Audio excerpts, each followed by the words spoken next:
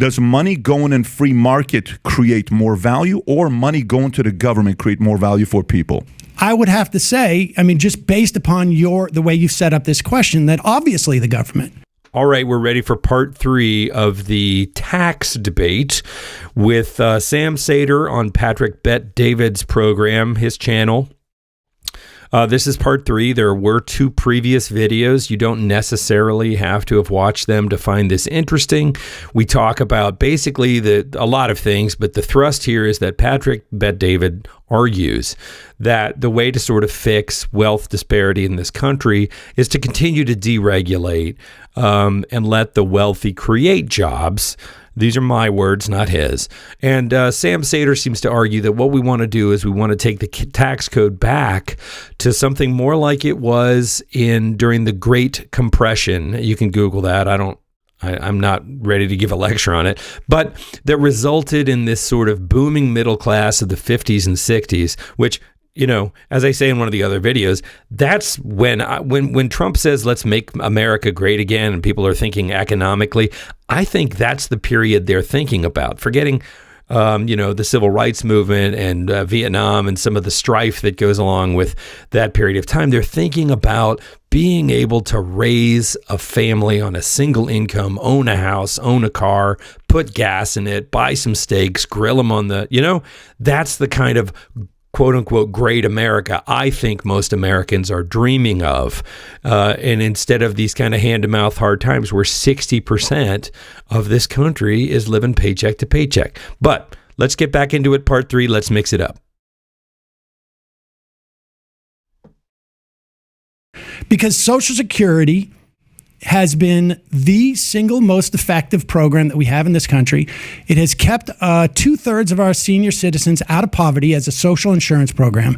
401ks have been a disaster. They've been a disaster. Just Google right there in front of you, the 401k experiment. People took the money out. I mean, and grant you, you can make an assessment that these individuals were stupid or immoral or whatever it is. I'm looking at the goal of keeping senior citizens out of poverty. The government has been able to do that far more effectively. 2/3 of our seniors are in nursing homes because the government is paying for it. You can look around at anything that doesn't involve a profit motive. Like, for instance, the post office.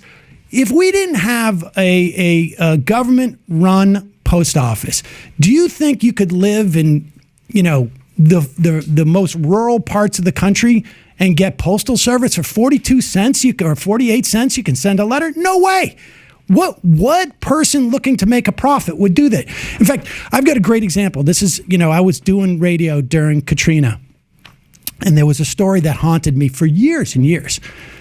When Bill Clinton, I'm not a huge fan of Bill Clinton's administration, frankly, but one of the things he did do well was to build up FEMA.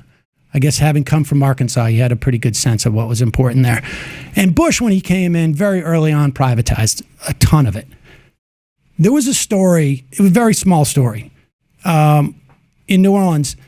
The buses that were supposed to come to New Orleans to evacuate people before Katrina hit, there was a whole ton of buses that went through 3 different contractors, right? There was like a general contractor and then a subcontractor, and then the subcontractor was going to bring the buses. They were from like 3 or 4 hours away. And maybe it was 6 hours. I can't remember the exact details. They were going to send the buses, but the guy whose job it was, who owns the bus company, and then the contractor above that, they waited longer, because if you send the buses and they're not used, they're going to eat that cost, right? It's going to cut into their profits.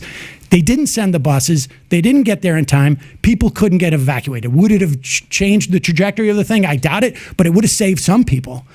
And the point is that there are some jobs that the government does better because the value there is not measured in terms of actual sheer dollars. It is measured in, essentially how much immiseration are you inhibiting people from suffering? And so, yes, I agree that when it comes to auditing in the military, worst the worst government agency we have, because it's very easy, it's very hard to sort of like scrutinize the military. People don't like that. And it's also a huge power base of a lot of money. They make a ton of money out of this. I agree with that. But same with But insurance. if you look at Same with Medicare, insurance. Social Same Security, well, listen, the numbers don't lie. 3% administrative costs for Medicare. Can I just make I appreciate some of the points you're making. I do think that you're kind of conflating a couple different things. I think to Pat's question, whether the government is better at spending your money or whether the private markets or private companies are better, it's not even close. If private companies what do you mean by spending money, like to buy, like That's an excellent point that Sam said. What are you talking about? Because if you're looking at it from the side of the desk that it's in terms of how much profit can we make, sure. Look where we are now. The private sector is much better at making money. How much of that profit the average person gets, even the average investor gets, is a little up for debate. I remember, during the housing crisis, a lot of people lost their entire 401k and their retirement savings because the people in control of the money moved stuff around, so they didn't sustain any losses. They take care of their own profit first, right? Now, the government may not be sexy and there may be corruption, right? But I argue that you could then implement some additional oversight. Government is not necessarily corrupt and bad the way these guys seem to imply and assume. quota, or to actually just direct it in a way that keeps less people from suffering? Okay, we have $31 trillion in debt right now. Just to go back to the Bill Clinton thing, if you'll remember when Bill Clinton left office, and again, I'm not the hugest fan of everything about Bill Clinton, but we had a government surplus, right? For the first time. And he handed that over to Bush. And what did Bush do? He wrote a check to everybody for $300. That's evidence enough, Sam, that we're not so good at spending money here in America. It sounds like we're really good at spending money. Well, we're not good at managing is a better word, yeah. Okay, there's a difference between being frugal and being smart with your money and just being wasteful. The government is clearly fucking wasteful. Where you are correct is that most retirees and most Americans do appreciate Social Security, do appreciate the entitlement programs that come with this country, whether it's Social Security, Medicaid, Medicare, no doubt. But that doesn't mean the government is good at spending money. We're seeing that Social Security is about to go bankrupt. The trust fund is going to be the trust fund by 2023. And yes, I just had this conversation literally 2 days ago in DC, where he kept using the word bankrupt. I said, what does that mean? Who kept using that word? This was Which Republican used it? It wasn't even a Republican. He was sort of a Social Security financial advisor, expertise type of guy. But I said, what do you keep saying bankrupt? Is that meaning that retirees will not be receiving benefits? He goes, no, they'll probably be slashed by 25%. You use 20. So we can, cut the baby in half here. But how familiar are you with the three-legged stool of retirement? Of course, yes. Okay, so it used to be you had three avenues to retire. You had pensions, which do they even exist anymore for 90% of people? More as a defined contribution than defined. They're not very popular these days. I don't know how many people here have pensions. You have Social Security, which was never meant to be a retirement program. It was an insurance policy if you live too long, which basically Americans are now. Or you have your personal savings, which is the 401k. We can argue the merits of 401ks and Roth IRAs, what have you. But Social Security should not be keeping Americans afloat for 30 years of their life. Well, that's the failure of the private industry, isn't it? Why is it a failure of the private industry? Well, I mean, Social Security is maintained. The idea that we're leaning on the government stool because the other two have failed. That's a function of private industry. Isn't that a function of just the average person understanding how money works and saving money, investing and doing it properly, versus the government or institutions? 60% of the country lives paycheck to paycheck. How are they supposed to save this money? Thank you. Well, how are they spending their money, I guess, is the biggest question. Oh, give me a break, man.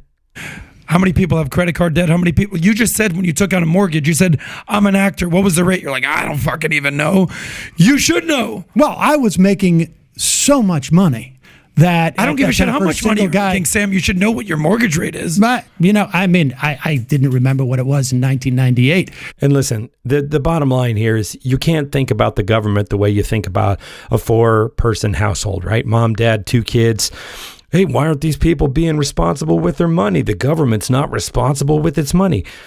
a single family household is not the United States government. The government is responsible for managing huge programs that cover the whole, like the post office, perfect example, right? So it's a false equivalency to say, well, you can't trust the government to manage their money.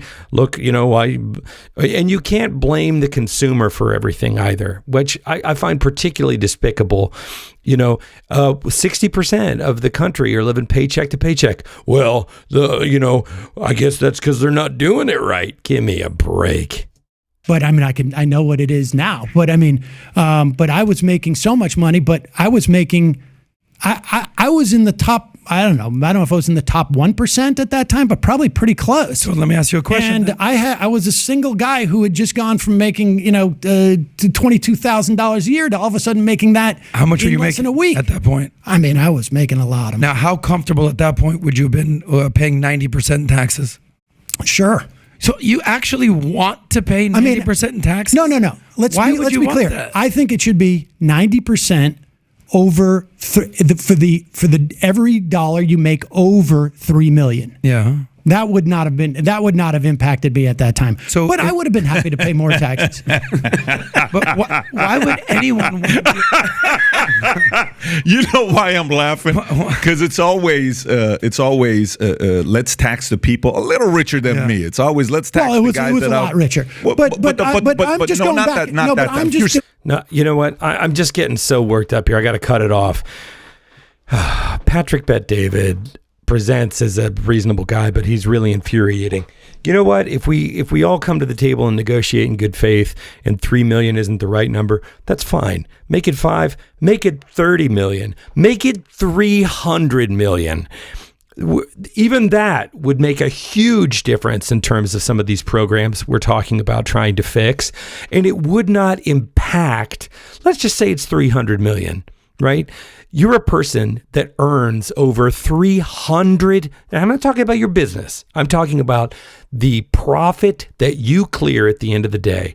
Taxable money. Of course, the rich don't pay income tax because they have enough money that they can live. That's a totally different video. But they don't earn any income, right? You Google this. They buy an asset and then they take out loans at great interest rates because the banks know they're good for it against those assets, and they live off the loan, hence no income, right? So they don't even pay any income tax. That's how someone like Donald Trump can pay no income tax in a given year, or Jeff Bezos, who owns Amazon, can pay no tax. He doesn't have any income, right? Or, I say no tax, they pay a pittance, but not like you'd expect, because they don't work and earn their money and manage their wealth in the same way that a day-to-day American does. But let's just say, for the sake of the argument, that you earn an income and you end up with over $300 million in a year. And we're not talking about that. Sam Seder's talking about 3. But just for the sake of argument, if you're taking Patrick Bet David's stance here, that somehow being taxed at 90% on every dollar after that 300 million is going to disincentivize you. The difference between making $300 million a year and $600 million a year is absolutely senseless, right? A person making $300 million a year, and I just picked this number out of nowhere because it's a factor of 100 larger than what Sam Seder is saying. But let's just say there's definitely a point at which your quality of life does not improve. And I don't remember off the top of my head what it is, but there's a certain point, and it's measurable. They've done this experiment that you're rich, you're mega rich, you're Donkey Kong rich, and then doubling that doesn't make you twice as happy, right? You're not twice as comfortable. It doesn't scale linearly. There is a point at which you already own 12 houses and 50 yachts. Having 24 houses and 100 yachts doesn't make you happier. But that is the state of wealth inequality. Again, Jeff Bezos and Elon Musk, they have their own personal private company space programs. That is insane. It's so insane that you loop around into like, well, maybe is that better than NASA? I mean, NASA, right? But that's a different conversation altogether. It's not good for the average American citizen. And I'll go back to 60% of Americans are living paycheck to paycheck. That on its face is broken. And the argument that we have to unleash the job creators has been being made since Reagan, maybe even before. And has it worked? No. It is how we landed here. Saying 20, I'm just going back if you're to saying what, 22 what, a week, you were making $1,098,000. That's a lot of money. No. Well, it wasn't 20. You said 22 a week. That's $1 million a year. No. That was the year before. I mean, but you're making money. I was making a bunch of money. But I'm just going back to when we had the Great Compression, which was when we had the least wealth inequality in this country. Mm-hmm. We had the GDP was, consistent with where, on our trajectory, but it was spread out. It wasn't like this. Essentially, Rob, it was more spread out. It's called the Great Compression, and I'm just using that figure. I mean, look, if it's going to be 85% over 3 million or 85% over 4 million, I'm just basing it on what was the most successful economic era of this country. Why not do 90% over $250,000? I mean, rich. if the numbers bear it out, I'm agnostic as to that. Again, I'm just pegging it on when we had the most success in this country in terms of our economy. I'm going to end it here because I'm getting really worked up and my throat's getting hoarse.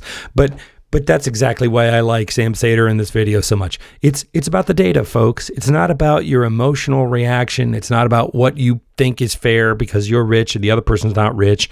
They get in your head and they put you in the rich person's shoes. And, well, how would you like it if somebody came and took all your money? Nobody's proposing that. Bernie Sanders is not proposing that, they kick in the doors of the rich people like the French Revolution and they loot all of their stuff.